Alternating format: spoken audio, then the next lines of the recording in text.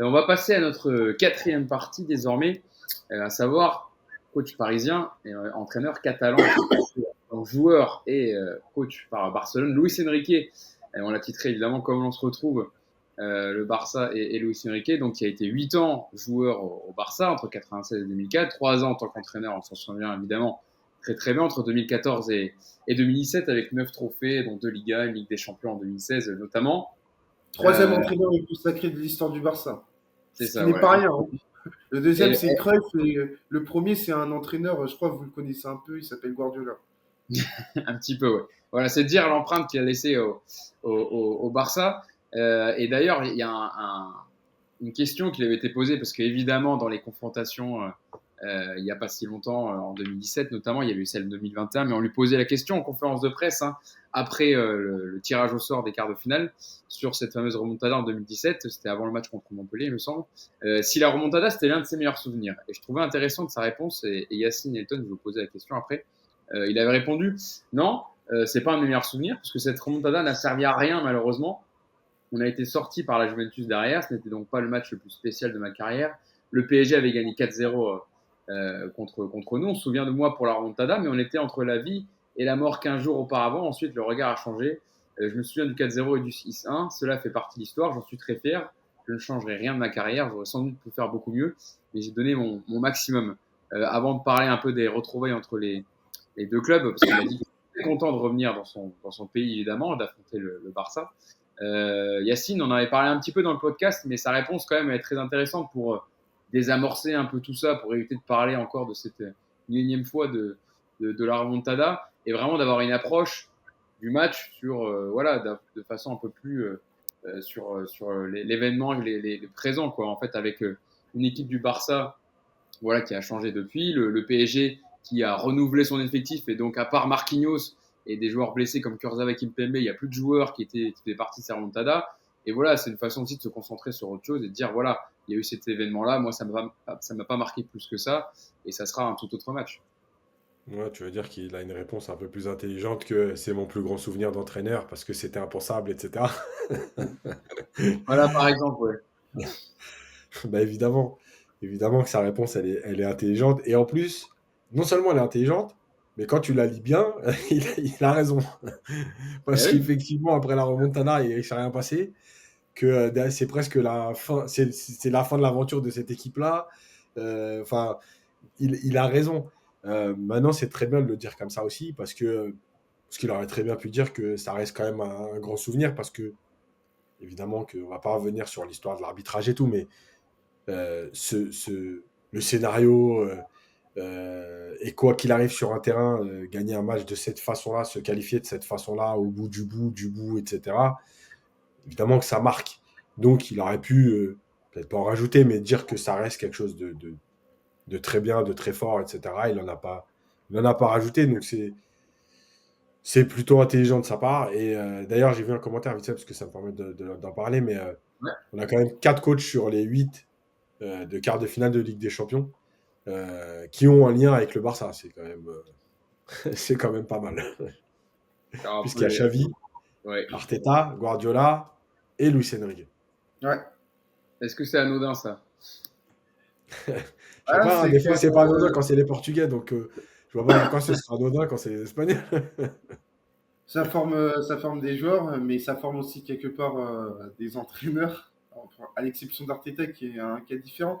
Mais pour revenir sur la déclaration de Luis Enrique, c'est le pur Luis Enrique tel qu'on le connaît. À savoir que moi, ce qui ressort, c'est le compétiteur. Parce que la remontada a davantage une portée historique, symbolique que sportive. Ça ne s'est pas traduit derrière par un parcours qui t'a emmené vers une finale, un titre en Ligue des Champions, si tu veux. Liverpool, eux, ils peuvent capitaliser sur le 4-0 contre le Barça parce que derrière, il y a eu un impact, à savoir qu'ils ont remporté la Ligue des Champions. Alors oui, c'est vrai que tu gagnes 6-1, mais derrière, tu en prends 3 contre la Juve et tu gagnes pas au Camp Nou. Donc, Luis Enrique, je pense qu'il se souvient de tout ça et que si effectivement il y a une dimension symbolique qui est très importante, il dit ouais, mais au final, sportivement parlant, on a fait quart de finale derrière. Et ça, il va beaucoup plus se retenir. Donc c'est une manière de dire deux choses. Oui, c'est bien, ça a un caractère événementiel, mais c'est aussi quelque part, il y en a qui vont peut-être prendre pour un parano par rapport à son équipe actuelle, mais ça ne traduit rien. C'est-à-dire que la vérité d'un match n'est pas la vérité de plusieurs matchs. C'est pas parce que tu as fait une grande performance que ça te garantit d'aller loin dans une compétition. Et donc, moi, je pense que c'est dans ce sens que Luis Enrique s'est exprimé, à savoir que, oui, encore une fois, on a gagné 6-1, mais qu'est-ce qu'on en a fait derrière? Qu'est-ce qu'on en a fait derrière? Et c'est pour ça que, en gros, il ne faut pas se reposer sur ses lauriers juste parce que tu as gagné 6-1 sur un match retour. Et Elton, justement, comment voit la presse espagnole voit cette double confrontation, le retour de Luis Enrique en terre barcelonaise? Et puis, je dis ça un peu dans le sens où on a vu que certains médias espagnols parlaient d'un possible retour de Luis Enrique la saison prochaine, juste avant le match, évidemment. Hein, les médias espagnols ne vont pas s'en priver dans une tentative de déstabilisation, si on peut le dire comme ça, mais ça fait partie, évidemment. Allez, t'inquiète pas, les médias français ils vont s'en charger aussi. Hein. Oui, bah, je sais, j'en doute pas, on voit déjà depuis quelques temps, mais c'est vrai que ça va accompagner un peu tout le folklore, toute cette double confrontation, et les médias espagnols s'en régalent, et les médias français, Yassine en parlait aussi un peu. Et de toute façon, c'est toujours pareil pour un entraîneur du Barça. Ça me fait penser à certains présidents de la République. La nostalgie fait son œuvre. C'est-à-dire que Luis Enrique, on s'en souvient avec beaucoup plus de positivité qu'en 2017 quand il part. Parce que Luis Enrique, parce qu'aujourd'hui, c'est le dernier entraîneur à avoir amené la Ligue des Champions au Barça. Donc forcément, à partir du moment où il a ce titre honorifique, bah forcément, ça le rend beaucoup plus sympathique. Après, il ne faut pas oublier qu'il a été capitaine de l'équipe première. Donc il y a beaucoup plus de respect par rapport à son travail parce que automatiquement, l'entraîneur actuel, enfin l'entraîneur du Barça à l'instant T, est toujours comparé au dernier entraîneur qui a remporté la Ligue des Champions. Et donc forcément, comme c'est Luis Enrique, il y a beaucoup plus de sympathie par rapport à son travail. Alors que ce qui était marrant, c'est que Luis Enrique, et c'est marrant que je dis ça, rétrospectivement, Luis Enrique se faisait attaquer notamment par rapport au fait qu'il était en train de tuer le Barça cruyffiste parce qu'il avait instauré un peu plus de verticalité, cette idée de contre-attaque qui était un peu plus poussée, alors qu'au final, c'était le football tel qu'on le conçoit aujourd'hui. Donc, il était un peu en rupture, et par rapport à ça, il était attaqué. Il y avait aussi parfois des résultats qui n'étaient pas satisfaisants.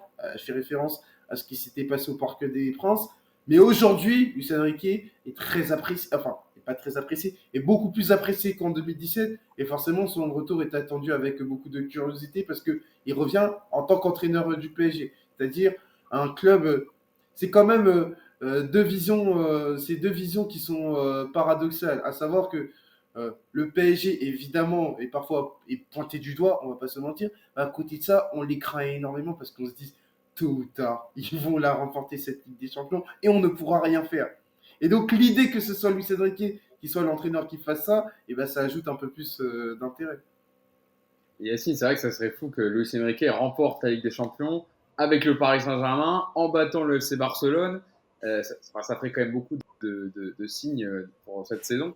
Et justement, toi, comment tu la vois aussi, cette double confrontation d'un point de vue un peu plus tactique avec ton regard de coach sur ce que Luis Enrique fait depuis le début de saison au PSG par rapport au match du Barça que tu as vu? Alors évidemment, d'ailleurs, Luis Enrique a dit, hein, Xavi, moi, me connaît en tant qu'entraîneur. Moi, je ne connais pas son style de jeu, etc. Il dit, on va étudier un peu comment joue le Barça cette saison. Mais évidemment que voilà, Xavi, lui aussi, lui, il sait comment joue Luis Enrique, il fait jouer ses équipes. Et ça va être intéressant tactiquement, cette double confrontation. Ouais, clairement, Luis Enrique, il sait jouer avec ça. Bon, on se rappelle quand même que les 3 semaines avant le fameux match retour, il y a eu des petites déclarations, etc. À l'époque. Là, quand il dit ça, c'est en gros, il a un avantage sur moi, il me connaît, moi je le connais pas trop. Bon, alors que bon, on va pas se mentir, hein, tout le monde se connaît. Voilà, il joue avec ça. Je pense que déjà, il a raison, ça fait partie du jeu de jouer avec les médias, de faire des petites déclarations à droite à gauche. Sur le combat tactique, entre guillemets, Luis Enrique, il fait partie de ces coachs qui aiment trouver un peu le point faible de l'adversaire et appuyer dessus.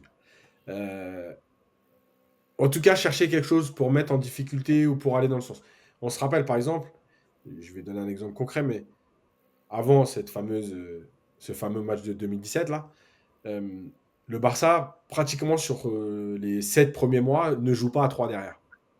Et comme il va falloir marquer beaucoup de buts, etc., bah, les 3 semaines entre la fin du match aller et le match retour, bah, il passe à 3 derrière sur tous les matchs du championnat. En gros, bah, je vais tester mon équipe parce que dans son idée, c'est le seul moyen de mettre du monde devant, enfin bref. Et il le fait, voilà. C'est quand il joue la Real Sociedad il y a 15 jours, 3 semaines, euh, il met pas d'avant-centre et il laisse 2 attaquants, mais 2 attaquants écartés. En utilisant Dembélé dans un rôle un peu hybride de milieu, attaquant, enfin bref, mais pour densifier le milieu, mais aussi pas les 2 attaquants à l'intérieur pour poser un problème à la Real Sociedad et pas rajouter du monde à l'intérieur du jeu. Voilà. C'est un entraîneur en fait qui a des principes à lui, mais qui, comme Guardiola d'ailleurs, parce que même si Guardiola c'est peut-être un peu moins flagrant parce que, alors déjà ses principes sont peut-être plus forts et il est installé dans un club depuis 7-8 ans, donc évidemment ça saute plus aux yeux ce qu'il met en place. Euh, mais comme Guardiola, pour ceux qui ont lu notamment les ouvrages qui étaient écrits sur Guardiola et notamment son passage au Bayern, il est dans ce truc de il y a tes points forts, tes principes, mais il y a quand même d'appuyer sur une des failles ou la plus grosse faille que tu vois chez l'adversaire. Le truc, c'est que le Barça est un peu en train de changer sur les dernières semaines de joueurs et de façon de jouer. Et que là aussi, sur les 2 années un peu plus de Xavi, Xavi est capable de s'adapter aussi à certaines choses. Tu vois, franchement, quand tu connais Xavi, quand tu connais le Barça, qui peut te dire que Christensen, ça va devenir ton milieu de terrain? Bon, voilà. Aujourd'hui, c'est le milieu de terrain du Barça. Donc, Il était remplaçant défenseur. Il n'avait pas la confiance de Xavi en poste de défenseur central. Et avec les blessures, il l'a fait monter d'un cran. Donc, j'imagine qu'il a dû voilà. tester tellement ou voilà, par manque aussi peut-être de choix. Alors, par contre, c'est Voilà, Roméo. donc, Roméo, il rentre même plus dans la boucle. Hein. Il a plus de temps de jouer. Ouais, voilà, il a donc clairement souffert de sa première partie de saison. voilà, donc ça, c'est intéressant parce que moi, qui aime ça aussi, entre Xavi et Luis Enrique, l'adaptabilité ou l'adaptation qu'ils sont capables d'avoir, les principes qu'ils ont aussi, et tout ça, ben ouais, ça va donner quelque chose de très intéressant. Et moi, tu vois, par exemple, quand on parle vite fait, pour finir, quand on parle de tout ce qu'a fait Luis Enrique depuis le début de saison, il peut se passer des choses contre le Barça, qu'on peut, parce que quand on écoute un peu les médias, tu sais, le fameux 11 surprise, que tout le monde dit, ouais, on n'arrive plus à définir le 11. Mais pour moi, ce ne serait pas une surprise. Ce serait quelque chose que lui a identifié et il mettrait en place quelque chose pour utiliser cette faiblesse, par exemple. Yacine l'a évoqué pour moi. Ouais. Yacine l'a évoqué pour ça moi. promet une très très bonne minute coach, hein, quand même, Yacine. Hein. Hein? Ça promet une très très bonne minute Ah, coach. Hein. Normalement, ouais. Vas-y. Yacine l'a évoqué, pour moi, ça va être la bataille fondamentale parce qu'il ne faut pas oublier que ce sont 2 entraîneurs espagnols qui vont s'affronter et c'était déjà le cas face à Real Sociedad, la bataille de la supériorité numérique au milieu de terrain. Parce que la beauté et la cruauté, par extension de la Ligue des Champions, c'est que tu peux t'adapter à ce que fait ton adversaire. Et Luis Enrique, il a vu que à l'aller, la Real Sociedad est une équipe de milieu de terrain pour moi, notamment dans cette idée de supériorité numérique au milieu de terrain. Il t'avait fait beaucoup de mal sur la première période au Parc des Princes, parce qu'a fait Luis Enrique au match retour, il a dit on va gagner cette bataille au milieu de terrain avec la supériorité numérique qui sera incarnée symboliquement par Ousmane Dembélé.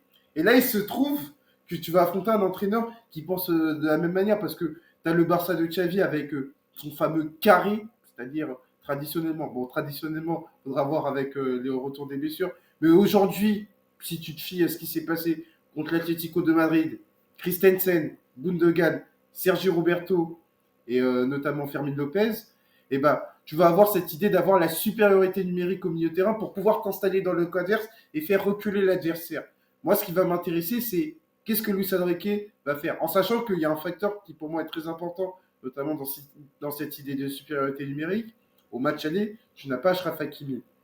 Et ça, pour moi, pour Luis Enrique, pour moi, Luis Enrique, dans cette idée de gagner cette bataille de la supériorité numérique au milieu de terrain, qu'est-ce qu'il va faire? À savoir, est-ce que il va mettre Zaïre Emery sur le côté droit Moi, j'écarte absolument pas cette idée. Est-ce qu'il va réinstaller Dembélé dans ce rôle libre? Il va avoir les deux attaquants excentrés. Donc, l'équipe qui aura cette bataille de supériorité numérique en sa faveur fera un grand pas sur la double confrontation. Pour moi, je suis Euh, convaincu de ça.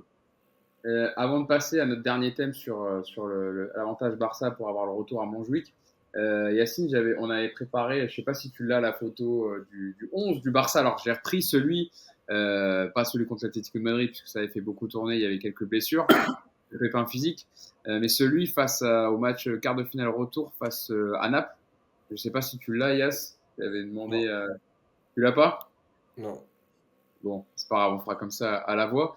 Mais c'est vrai que par rapport au choix de Xavi, il pourrait, enfin, est-ce que ça va jouer ça peut paraître bateau, mais en vrai, je pense que ça va quand même être le cas. Est-ce que ça va jouer au milieu de terrain? Elton en parlait. S'il nous refait un coup tactique avec Dembélé qui vient plus en numéro 10 pour apporter un peu le surnombre au milieu, est-ce que ça pourrait jouer là-dessus, Yass? Alors, je sais pas si tu veux que je te laisse chercher, si tu cherches la photo. Maintenant, c'est surtout que j'ai un problème avec mon ordi et je ne puis rien toucher pour pas que ça coupe le live. Ouais, c'est ça. Bon, alors, tu veux que je reparle avec Elton ou je te laisse répondre, Ouais, Yacine? ouais, ouais. On repart avec Elton et j'essaie de régler parce que Ah ouais. si on Alors, coupe le live là, on est mort. non, non, vaut mieux pas.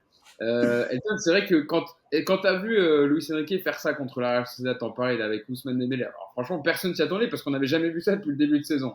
Avec Mbappé vraiment qui était côté gauche, ça repiquait un peu dans l'axe, mais on l'a vu plus sur sa position préférentielle, être lancé en profondeur, avoir de l'espace à gauche. Et puis donc avoir Dembélé qui s'est un peu sacrifié pour le collectif, on va dire, puisqu'il était un peu au milieu de terrain à jouer un peu pour gêner un peu le milieu de terrain par ça. Est-ce que tu penses que Luis Enrique est capable de refaire ce genre de choses face au Barça? Ah ouais, moi je me suis dit, oh, le petit cachotier, il a recommencé. Parce qu'il l'avait déjà fait. Il l'avait déjà fait. Souvenez-vous quand Lionel Messi avait été blessé après Las Palmas en septembre 2015. Il avait essayé Neymar dans ce rôle-là, dans un rôle libre. Il avait un peu désaxé Luis Suarez. Parce que à partir du moment où la MSN n'existait pas pendant un certain temps, vu que Messi était absent un mois et demi, il avait tenté Neymar. Et plus récemment, il avait fait avec Marco Asensio avec la sélection espagnole. Puisque souvenez-vous, notamment le match contre Costa Rica, contre l'Allemagne, notamment contre le Costa Rica, c'est un carnage à partir du moment où, où tu as Marco Asensio dans ce rôle-là, dans ce rôle libre, précisément par rapport à cette idée de supériorité numérique. Donc quand j'ai vu Ousmane Dembélé dans ce rôle en début de match, j'étais un peu surpris, mais en même temps pas surpris, parce que ça s'inscrit en fait dans ce que Luis Enrique a déjà fait avec des joueurs comme Neymar, avec Marco Asensio et donc avec Dembélé. Moi, c'est surtout par rapport au fait qu'il l'a tenté sur un huitième de finale retour après un 2-0. Mais c'est aussi parce qu'il avait gagné 2-0 qu'il pouvait, entre guillemets, se permettre ça. Tout simplement parce que c'est ça Luis Enrique. C'est un entraîneur qui ne vit pas de certitude, c'est un entraîneur qui vit de conviction. Et pour moi, c'est la force d'un entraîneur, à savoir que il veut faire évoluer son équipe. Là où il y en a qui diront, ouais, il veut réinventer le football. Non, Luis Enrique, il anticipe toujours le coup d'après. Parfois, ça peut marcher, comme ça ne peut pas marcher. Il y a des décisions qui étaient, il y a des décisions qui, a posteriori, n'ont pas été validées par le résultat. Mais j'ai parlé sous contrôle de Yacine, qui est un entraîneur, et ça, c'est la vie d'un entraîneur, à savoir qu'il essaie d'anticiper des choses, et parfois, ça ne marche pas. Est-ce que ça va invalider sa réflexion précédemment? Non. Mais malheureusement, je vais te donner une image. C'est comme le chef cuisinier, il est dans sa cuisine, il pense avoir fait un bon truc, il pense avoir mis tous les éléments pour réaliser le repas. Et après, le final cut, c'est quoi? C'est le gars qui va manger, qui va dire je n'apprécie pas. Ramener au football, c'est il y a la vérité du résultat, ou à la 93e minute, tu peux prendre un CSC et tu perds un 0. Est-ce que ça va invalider la réflexion que tu as fait précédemment? Donc c'est pour ça que Luis Enrique, notamment dans cette idée d'installer Ousmane Dembélé dans ce rôle-là, je pense qu'il l'a pensé précisément à partir du moment où au match aller, la Real Sociedad avait posé beaucoup de problèmes, notamment au milieu de terrain. Oui. Et Yacine, avant de passer à notre dernière partie, c'est vrai qu'Elton en parlait, Hakimi sera suspendu. Alors là, je vois sur le commentaire, hein, enfin les commentaires sur le chat, ça nous dit est-ce que ça va être Mukiele à droite? Est-ce que Marquinhos va décaler à droite? Est-ce que ça va être Zaïre Emery? On a vu le plus souvent Yacine. Il y a même eu Carlos Soler à droite. Bon là, je pense pas que tu tenteras ça non plus, faut pas exagérer. Bon, attention, attention. Ouais, je dis ça. Ouais, attention. Après là, pour voir un peu pour voir tous les matchs du PSG et vu l'utilisation qu'il fait de Solaire quand il le met, c'est au Parc des Princes contre un adversaire pas trop difficile, voilà, dans des bonnes conditions quoi. Mais tu sais que, C'est pas au feu dans un mais match tu, en jeu. mais tu sais que Carlos Soler, notamment dans cette idée de supériorité numérique, il rentre, il a le profil, mais même, malheureusement, le problème de Carlos Soler, c'est la performance. C'est-à-dire que tu peux avoir le profil, si t'es pas performant, en fait, ça invalide tout. Alors Elton, si je te laisse regarder le chat et les gens ce qu'ils nous disent sur Solaire, tu vas rigoler. Parce qu'ils sont pas trop fans les supporters, ceux qui nous suivent avec nous, notre Ouais. communauté de Carlos Soler. Yacine, alors Mukiele, Marquinhos, Zaïre Emery.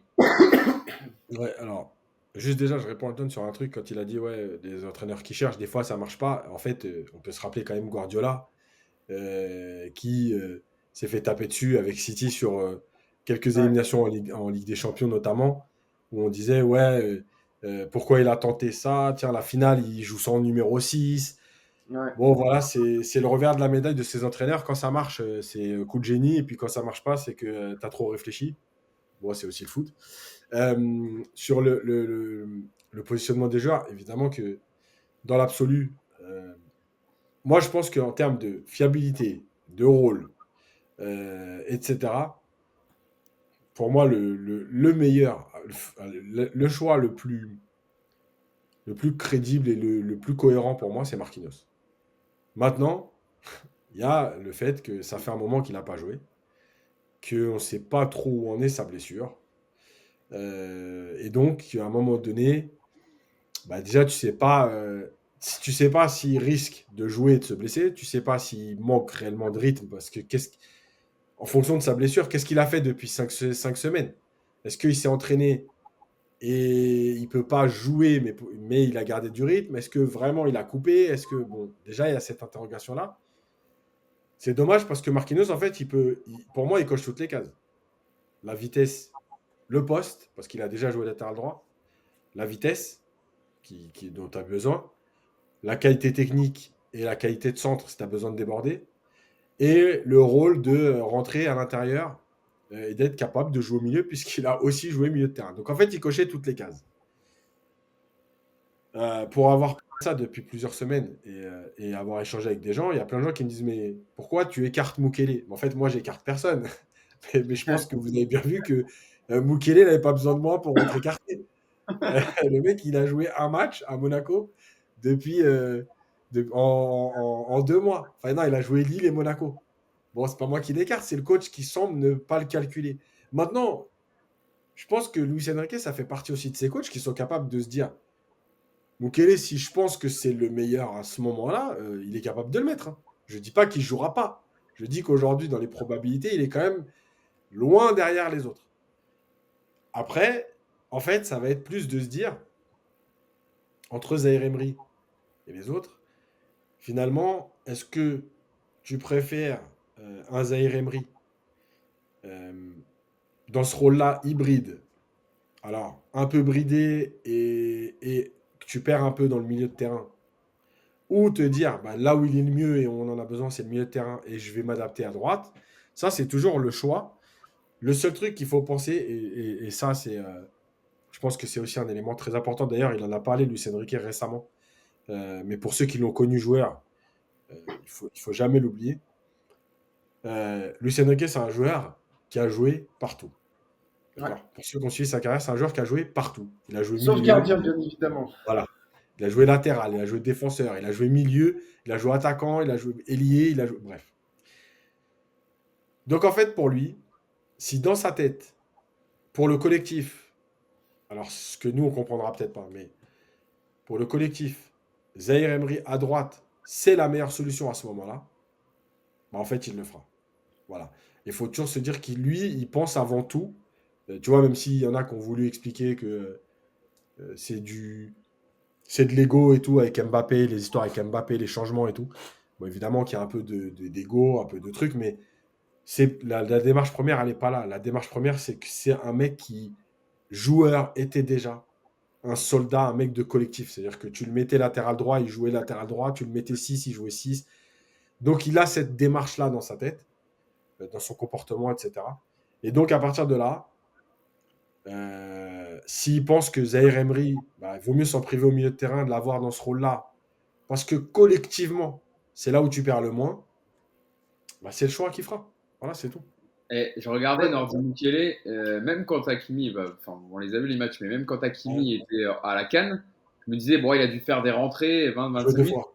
Non, il joue 2 fois, il joue 4 Ouais. minutes contre Strasbourg et il joue 90 minutes contre Revel en Coupe de France. Ah, tu Donc, vois. pour te dire, c'est fou, il a participé qu'à 11 matchs sur 26 possibles en Ligue 1. Mais oui. C'est quand même, bon, on se pose la question à chaque fois. On a un groupe WhatsApp avec les mecs de Paris United. On se demande, mais qu'est-ce qu'il a fait à Luis Enrique, quoi? Il doit y avoir une bonne raison, mais bon, surtout que c'est pas, franchement, quand il joue, on peut pas dire qu'il est mauvais. Évidemment, il manque de rythme parce qu'il joue pas, il enchaîne pas, mais Nordi Mukiele, c'est pas pour rien qu'il est sollicité par le Bayern Munich au mercato d'hiver, quand même. et j'ai Mais envie de rebondir sur ce qu'a dit Yacine. Et pour le coup, moi, je me bats à chaque fois, notamment pour expliquer le travail de Luis Enrique. On ne peut pas comprendre le Luis Enrique entraîneur sans regarder le Luis Enrique joueur. Même chose pour Guardiola, même chose pour Arteta, parce qu'ils sont animés par des convictions qui sont nées sur un terrain de joueur. À savoir que Luis Enrique, lui, ne parle pas nécessairement en termes de poste, sauf pour le poste de gardien, mais c'est un poste qui est ultra spécifique. Luis Enrique parle davantage de position. Et pourquoi je dis ça? Moi, j'ai souvenir d'un live Twitch où justement, quand on lui disait ouais, pourquoi Sensio en faux neuf, Luis Enrique fait non, non, non. Pour moi, le faux neuf n'existe pas. Pour moi, Marco Asensio, c'est un neuf avec d'autres qualités parce que j'ai des avançants qui ont des qualités différentes. Donc, moi, il n'est pas question de faux neuf. Pour moi, c'est un avançant, c'est un neuf. Simplement, il a d'autres qualités à faire valoir. Et c'est ça, Luis Enrique, à savoir que suivant la position, suivant ce qu'il va vouloir adopter sur le match, eh ben, il va installer un joueur à ce poste de manière spécifique. Et ça ne veut pas dire que ce joueur, ça va être inscrit dans le marbre et qu'il va rester comme ça. Ce joueur peut évoluer sur un autre poste, sur un autre raisonnement footballistique. Donc pour moi, c'est quelque chose qui est vraiment très important.